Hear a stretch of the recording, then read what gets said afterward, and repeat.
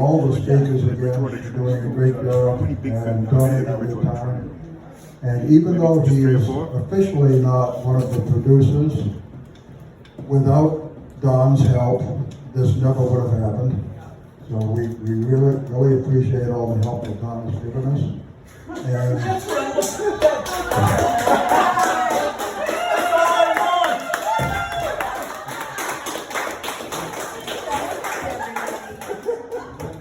And I know he doesn't like to be singled out. It's the Greater Boston Paranormal Associates, led by Don Christopher.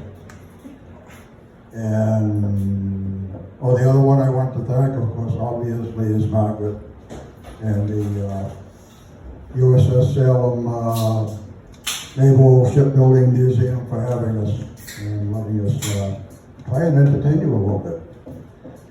Don Christopher.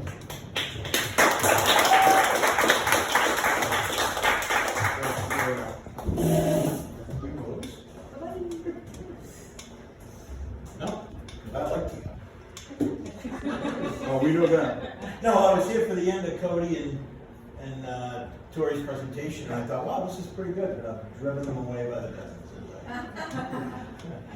Usually it's just the women, but the men have left too. So I just want to talk a little bit about the ship, and I feel kind of funny because half the people in this room know it better than I do, but for those of you who aren't clear on the history of the ship and who she is and what she did. She was built right next door, maybe 75 or 100 yards away. She was laid down in 1949 and decommissioned in 1950. I tell people all the time that if there was another naval ship anywhere in history that saw as much death as USS Salem did without ever seeing any combat, I would be shocked. Because she found herself in precarious situations time after time, precarious and unfortunate situations. Anybody who spent any time in this room, you may have looked at the board in the back of the room. In 1953, Salem was in the Mediterranean, which is where she spent most of her time, when there was a very bad earthquake on the island off the coast of Greece. And Salem was, because she was there, she was a hospital. And over the course of about 3 days, it's unclear as to the number of people that came and went for treatment aboard the ship. It's unclear how many fatalities. It's unclear how many births. But the estimate is somewhere between 75 and 90 deaths, and somewhere in the neighborhood of a dozen babies, as well as sundry animals. So when the incident occurred in Greece, you have to understand that the ship wasn't built for that. That wasn't her mission. She was a warship. So in a situation like that, she didn't have the kind of medical supplies, the kind of food, the kind of even fresh water that it took to sustain that kind of mission for any period of time. So she was only there for about 3 days. After which she headed home. Unfortunately, she didn't come home to Boston. She went to the Brooklyn Naval Shipyard for what I'm told was a radar upgrade. And while she was there, another ship, a light cruiser, moored outboard of Salem. For those of you non-nautical types, that means Salem was tied up to the pier and another ship moored to Salem. At that point, there was a fire aboard the other ship. And my understanding is it was pretty small, it wasn't really very serious. And after they got it out and all the fire control teams were securing their firefighting gear, one of the 5-inch ammunition magazines detonated and took part of the hospital with it. And that being the case, the guys that were hurt in that fire, the guys that were hurt in the explosion, burned in the fire, and some of the guys that were already in the hospital were moved over to Salem for treatment. And a number of those guys died in the hospital here aboard this ship. Amazingly, just about 1.5 years later, she was on the way back to the Med, on the way to France actually, with a destroyer called John R. Pierce. Pierce was doing anti-aircraft drills, and they stopped the drill for some reason, and when they started again, they loaded a gun that had already been loaded. And those of you who aren't military types, that's not good. So when they went to fire, you know, that mount detonated. One guy was killed immediately as it happened, and 6 guys were brought aboard Salem for treatment, 3 of whom died aboard this ship as well. So, along with a number of accidents that have taken place aboard the ship involving crew members, the death toll aboard the ships is somewhere in the neighborhood of 100, which, as I said, for a naval ship that was only active 10 years and never saw any combat is a pretty high number. And it's made for an interesting journey for us as the GBPA. Pat Connors, the co-founder of this group, and I have been aboard this ship for going on 15 years now. We were persona non grata for a short period because of a relationship thing, which anybody who's a ghost hunter will tell you has a tendency to happen in what we do. But since we've been back, I like to think we've started to do things right. We've had a lot of events aboard the ship that have gone very, very well, and the ship is far more active than she ever was. We think that's partly due to something that was called Ghost Ship Harbor. You know, those of you who are laughing clearly had nothing to do with Ghost Ship Harbor. The ship had been having a Halloween event for many years, the haunted ship, which was run by the crew. And it happened for many, many years. It was kind of a small scale event. And at least when Pat and I were involved, we never really wanted anything to do with it. Not because we had a problem with it, but more because the idea of people getting confused between that and what we did kind of bothered me a little bit. So we stayed away from the haunted ship. Ghost Ship Harbor, on the other hand, was a major league event run by a dude from Las Vegas who runs haunted houses all over the world. His home base is Fright Dome Vegas at Circus in Las Vegas. So it was a major league event. And I think they did the best they could. But you know, their real problem, you get right down to it, is the idea of having a haunted house aboard a haunted house really was not a great idea. And the permanent residents of the ship, they made their displeasure known from the get-go, really. They had a seance room on the deck right above us, and it was rigged. And I don't say that in a derogatory way. It was entertainment. I don't think they were trying to pull the wool over anybody's eyes. But when the group went in, the guide would sit in a chair by the door, and there were these buttons under the chair that would make various things happen around the room. It was kind of cute. I think what they didn't count on was things falling off the wall that weren't supposed to fall off the wall. Things moving around on the table that weren't supposed to be moving around on the table. And the third year into Ghost Ship Harbor, about 3 weeks into the event, when the fires began to light on the ship, when they couldn't figure out where they were coming from, how they were starting, or where the next one was going to happen, they decided maybe it was time to pull the plug. So Ghost Ship Harbor ended.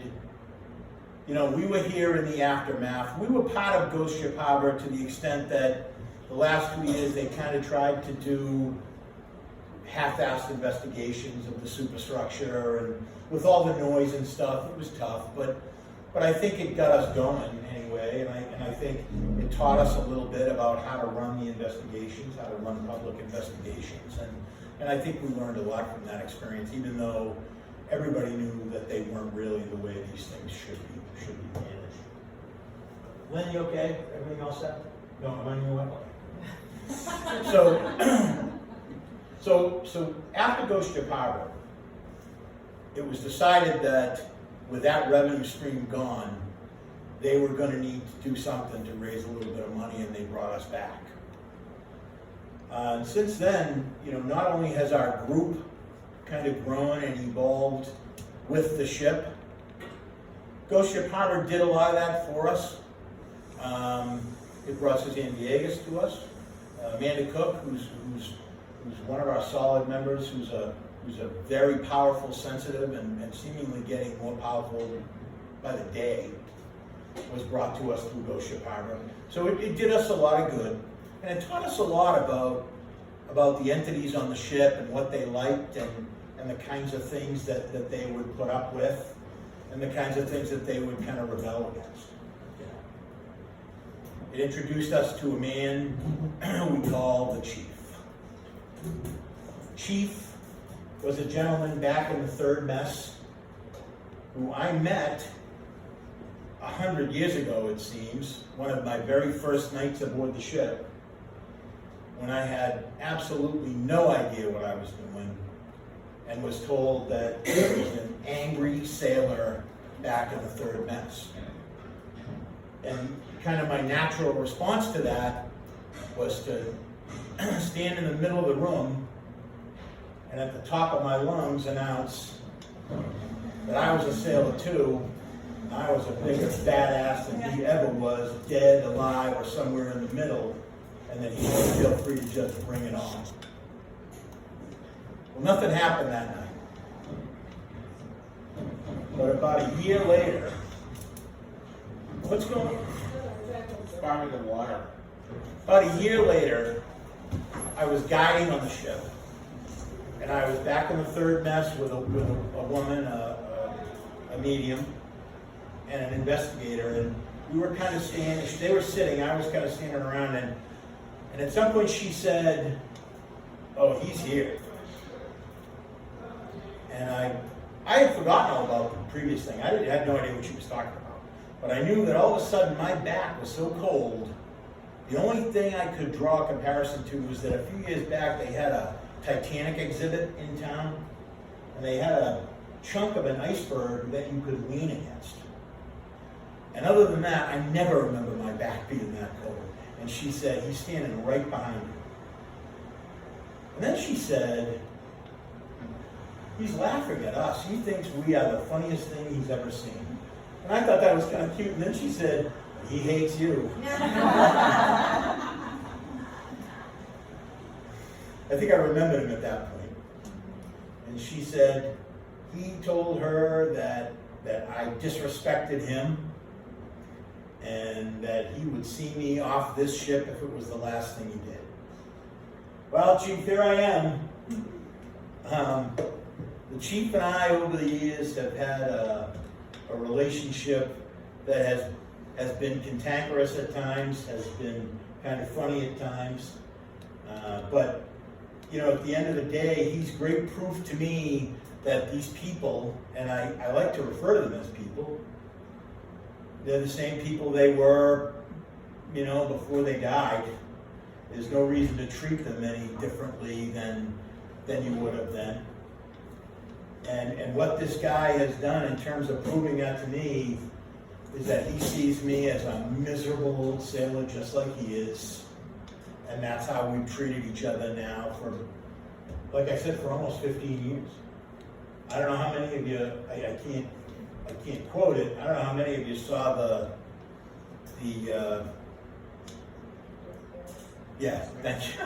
thank you, saw the Kindred Spirits episode. But in that episode of the show, they asked me to bluntly ask him for his name. And I think it's important that I stress, when they told me they really wanted his name and wanted me to get it, I told them that I was not going to provoke him. That's not what I do. But if they wanted me to be blunt with him, I could certainly do that. We've had those discussions in the past, so that's what I did. And I won't recount the whole thing, but I'll tell you that the EVP that came out of it, which I'm going to tell you right now was the clearest EVP I think I've ever heard in my life.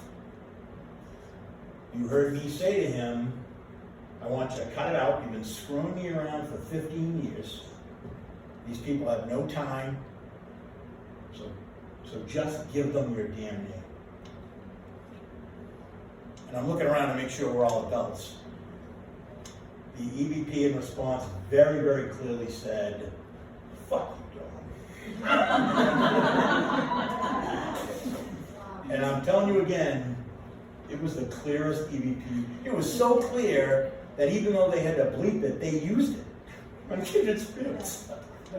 It was that clear.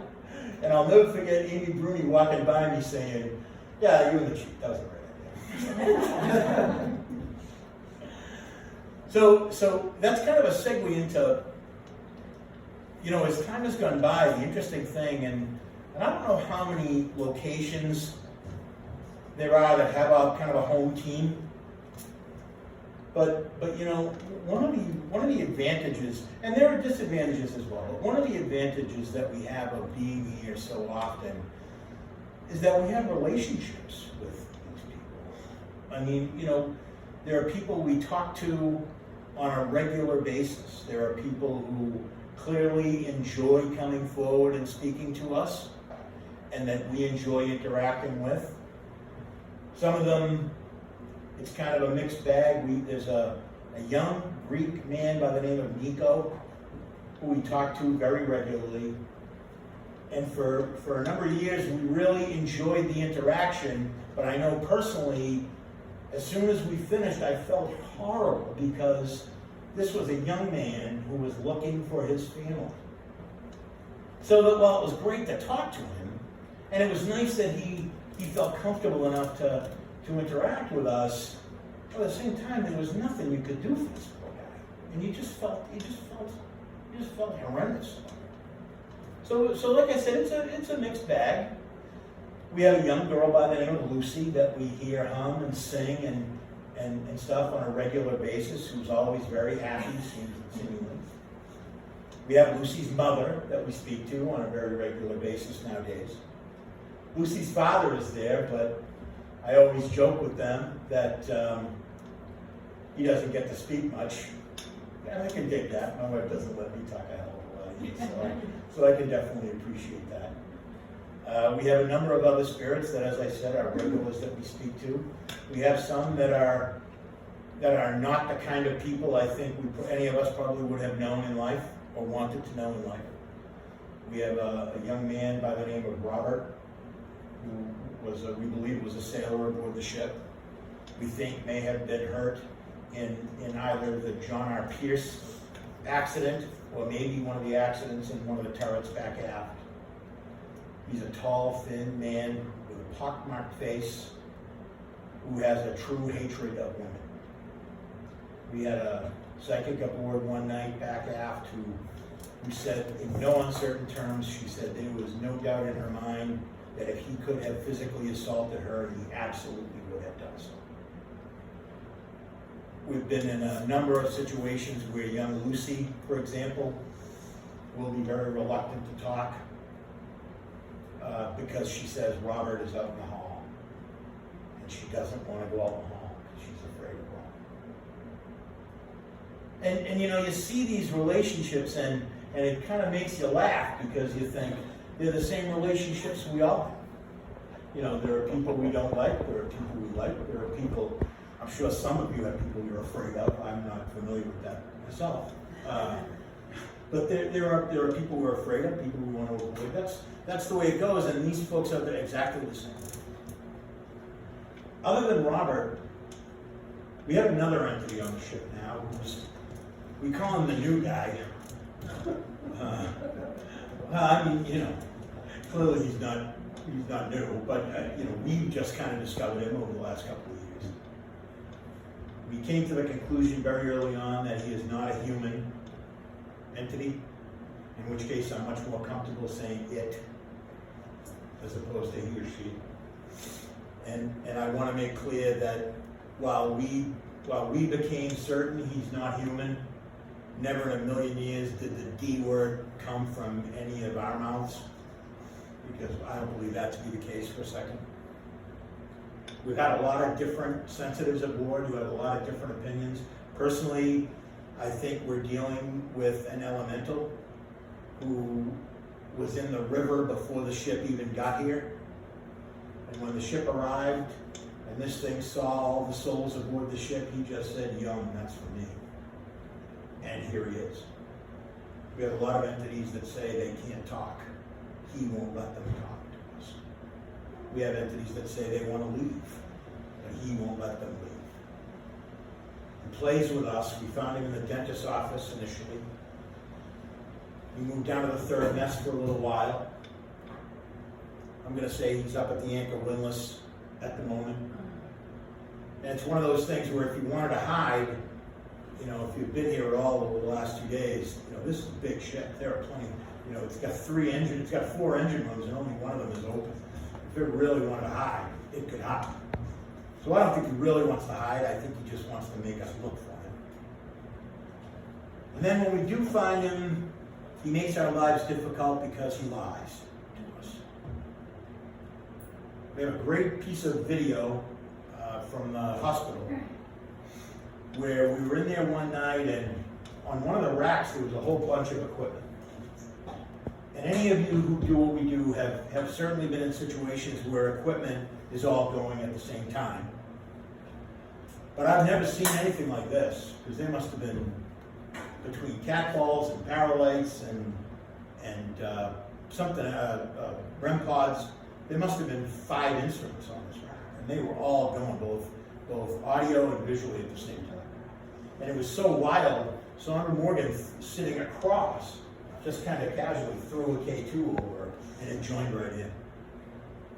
And Lou Calcagni is one of our gang, and he was asking questions, and these things were responding perfectly to his questions. The fly in that ointment was this. As Lou was asking questions, he became sure, I'll say we all became sure. We were talking to a sailor who had been killed either on the ship or in proximity to the ship. Treated in the hospital and died.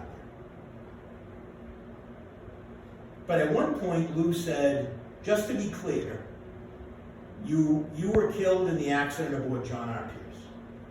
And everything indicated yes.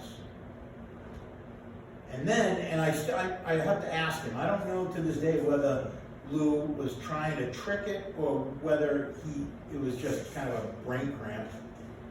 But Lou said, so you were killed in the accident in turret 3? And it said yes. Well, turret 3 is not on the John Pierce. Turret 3 is on this ship.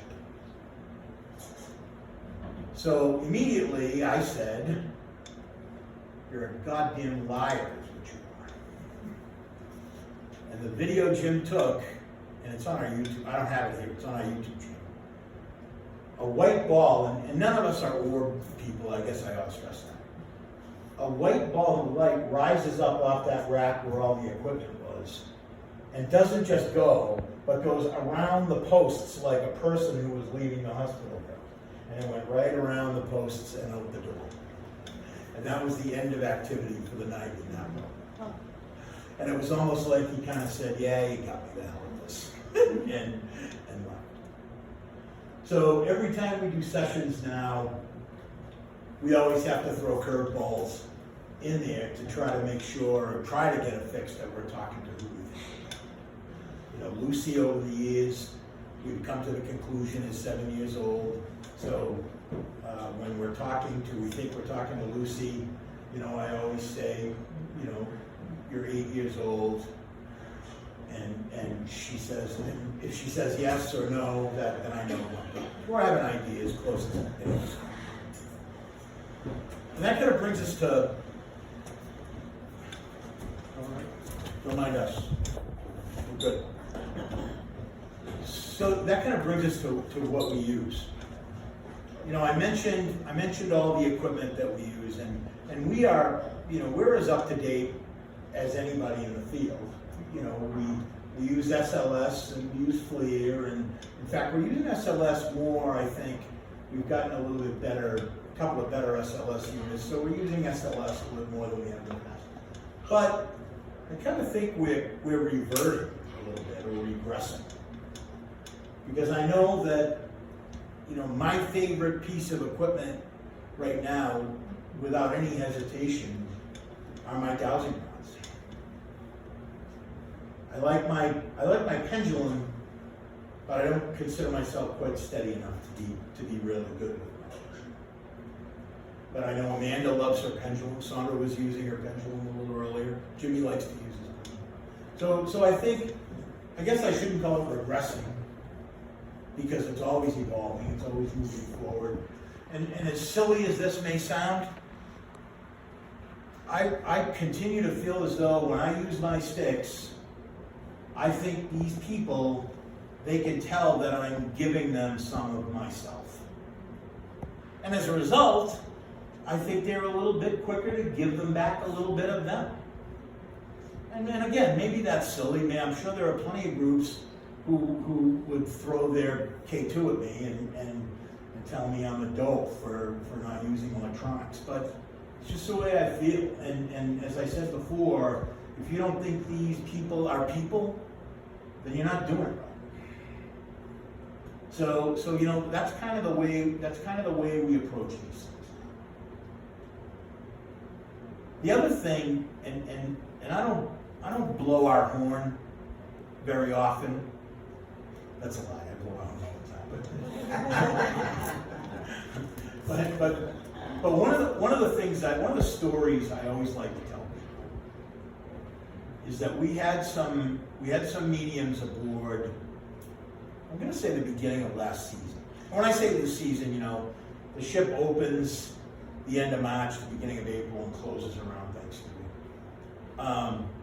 So maybe the beginning of last season, we had 2 mediums on, and they were really good. At least I thought they were.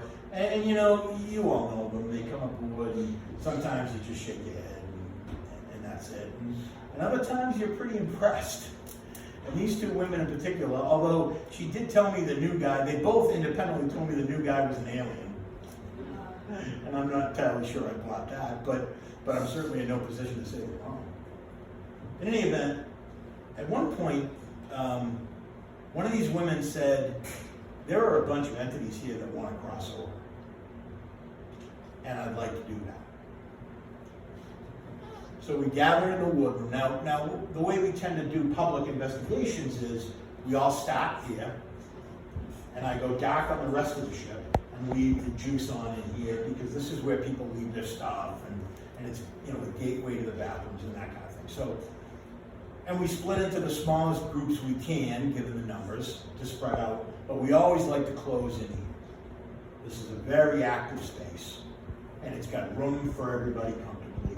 So it's also a way to gather everybody to get them the heck off the ship when we're done. But this is where we like to close.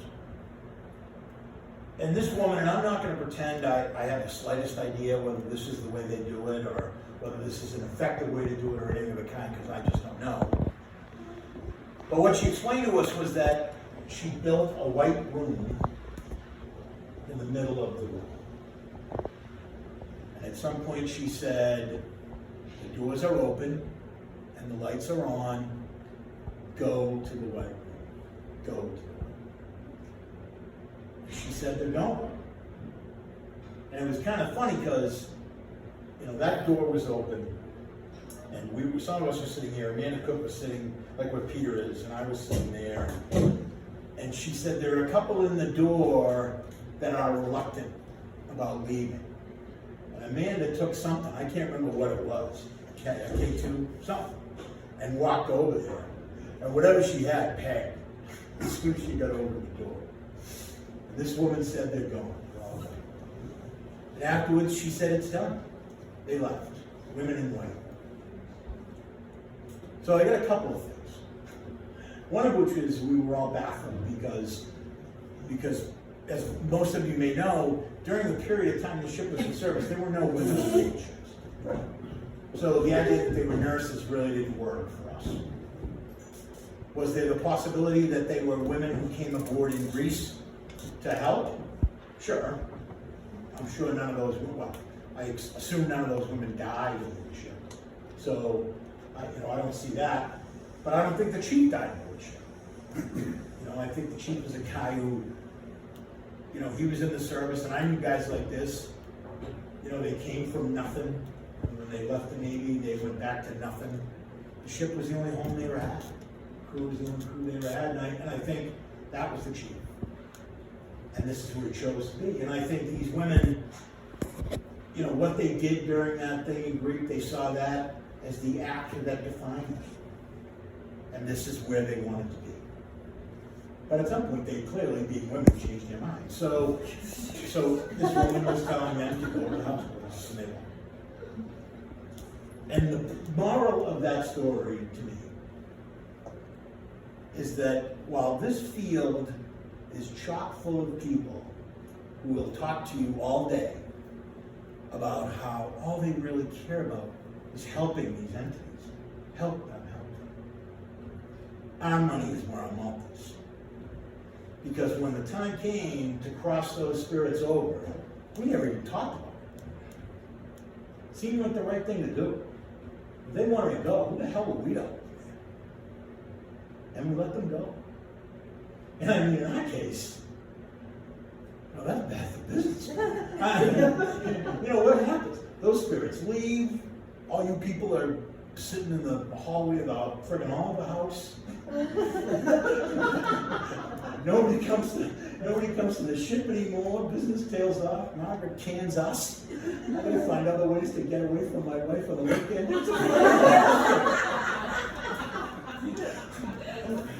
Okay, you're talking disaster. But we never even hesitate for a second. Seemed like the right thing to do. So we let them go. Fortunately, as it turned out, we never knew they were there to begin with, and we haven't missed them a bit. Because things are just as active. In fact, I'm going to tell you right now that so far the private investigations we've had with the ship may be the craziest we've ever had. We had, we seem to be a fun place for YouTubers to come. And I don't know if you've ever, there's a guy by the name of Elton Castille, and I don't know if any of you heard of him or not. He called me last year, and he said, my name's Elton Castille, I'm a YouTuber. And I, being 61, the first thing I thought of was, your parents must just be old. I would just be thrilled if my son was a YouTuber. This guy's got 5 million subscribers. Wow. And he came and did a video on the ship that was huge, massive. And the pub we got out of that thing was ridiculous. Even though, I gotta tell you, they scared me. I hid in my office. And when I say scared me, what I mean is, I didn't even, just watching them when they came aboard, I didn't even want to know what they were going to do. They signed the waivers, I was happy, I went in the office.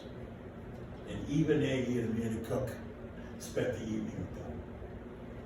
And the best part of the video, because they had a crazy, they just went on and on about what a crazy night they had. And the end of their video is them topside. Eva and Amanda are standing against the rail, and Elton is going on about what a wild night. What do you think? And Amanda says, completely deadpan. It was really kind of an average Saturday night. I almost felt bad. Almost. The other YouTube guy is Exploring with Josh Yazura. He was here about 3 weeks ago. He was here until about 2:30 in the morning. And his crew told me that by 9 o'clock, Josh was so scared he wanted to leave. And when they left, Josh told me, this is the best video we've ever done. He said, I purposely made the ending so that it's over for part 2. Oh, nice. This is another guy. He's got 4 million subscribers. When I said to him, when's it going to drop? He said, I don't know, we just got back from the UK and I did a series over there, so I got 3 more of those to drop first. He's all over the place. I had who the hell knew there would be that kind of money in this foolishness? It's amazing. It's something that's true. Oh, it's you! Even while I'm talking there, you want to get it?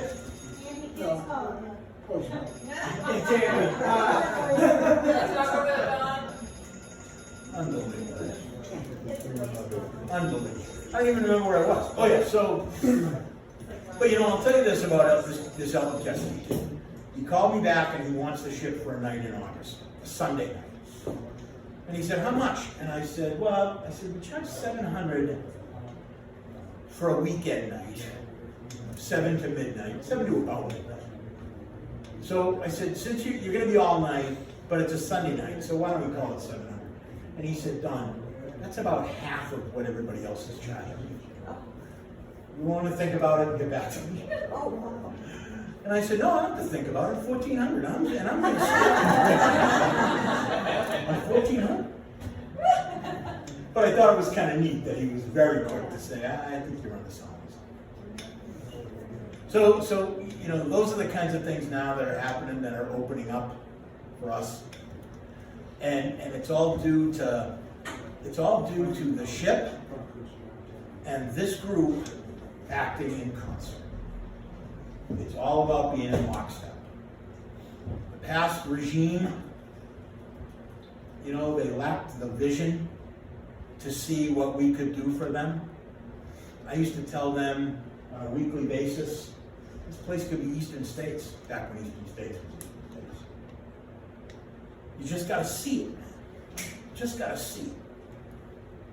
And shortly after they left, I bumped into Margaret LaForest in the parking lot, who was the new director of the ship, purely by chance. And she said, we need to talk. And when we met, she gave me a key to the gangway and said, you just tell me what it is you want to do. And the first year we were here, the first full year we were here, we made $40,000. And I want to make sure everybody in this room knows we've never made a nickel. We book our tours through the ship's website because none of that money goes to us. And that's what makes me one of the luckiest guys in the world, is that not only do I spend my weekends on this beautiful piece of history, and as I said, as a miserable old sailor, I'm very much at home here. But I have somehow managed to dupe a bunch of people into coming with me. I mean, it's amazing, really, when you think about the people I drove out of this one. You wonder how I kept these people.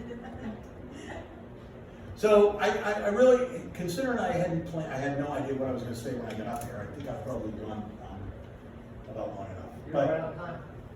Yeah, just about. But I want to make sure to invite everybody to come. You know, this has been a pretty good 2 days. I think we've learned a lot. You missed, before you came in, you should have heard the things I was saying about you. After the nice things I said about you. You know, I think we've learned, but the most important thing I think we learned is that we can do it, right? So I think this is something that we're going to do again. Somebody's going to do it. I mean, the other thing I learned is I may not need you for it. But we'll talk about that later too. You know, the website, the Salem's website, is uss-salem.org. That is where you would book visits. On Facebook, we are the Greater Boston Paranormal Associates. We are USS Salem Paranormal Experience. On YouTube, and I hate to do this, but it's because I'm a dope. We are Greater Boston Paranormal Associates, not the Greater Boston Paranormal Associates. If you see that channel, make believe you didn't. I'm trying to delete it, but I can't remember the account that I created. I'm struggling on that account, but anyway, Greater Boston Paranormal Associates is our new YouTube channel. We got a lot of great content, not just from the ship, but from other investigations. We now have a show that we film at Quincy Access TV that I'm happy to say is now being carried by 20 cities and towns in eastern Massachusetts, and that number has grown pretty much every day. We've only got a couple of episodes so far, but I made it pretty clear to these cable outfits that things are gonna pick up fast now. You know, we're going back to the Shanley Hotel in 2 weeks. 2 weeks after that, we are going to Villisca, Iowa. We're going to gonna spend a night at the Villisca Axe Murder House.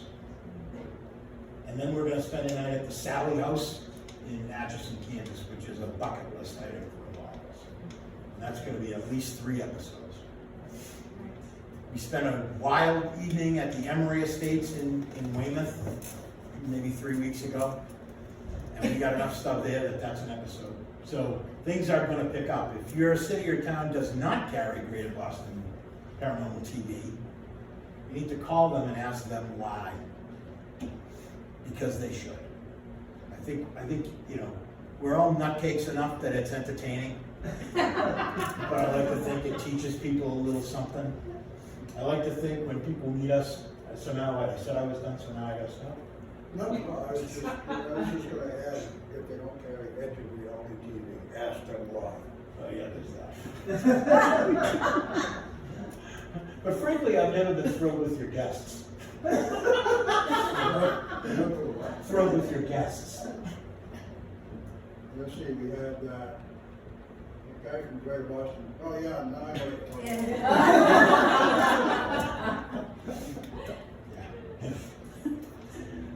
it. So, you know, we're everywhere. The ship is our home. Reach out to any of us at any time. We'd love to have you come visit. I do have a couple of things I want to play. Some of the audio is old, some of the video is new. And you know, one of the things I always tell people about our ship is that when they record audio, they need to think in terms of context. Because almost all the audio we have aboard our ship is contextual. So the clip you're about to hear, there were only 3 of us on the ship, Pat and myself and another woman. Not another woman, Pat. Pat and I. And We know that. we're standing outside the surgery.